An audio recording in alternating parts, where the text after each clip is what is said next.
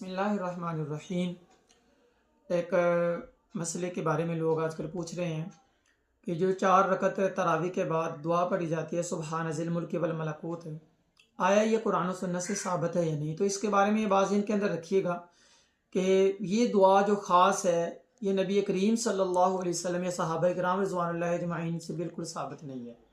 अलबत्ता फ़ुक़हा किराम ने मुख्तलिफ़ जगहों से कुछ अल्फाज ले के एक दुआ को बनाया है।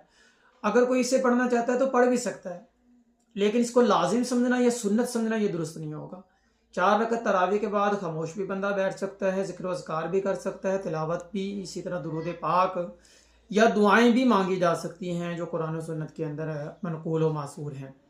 बहरहाल ये ख़ास दुआ का पढ़ना और इसे सुन्नत और लाजिम समझना और इसके बगैर किसी और को ना पढ़ना या दुरुस्त ना मानना, ये जो है वो दुरुस्त नहीं होगा।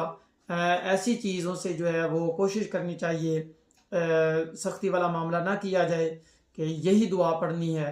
कोई दुआ भी पढ़ी जा सकती है। ये ख़ास दुआ जो है वो कुरान और हदीस से बाकायदा तौर पे अल्लाह के नबी अलैहिस्सलाम से या सहाबा किराम से साबित नहीं है। अल्लाह ताला से दुआ है अल्लाह अमल की तौफीक अता फरमाए। आमीन।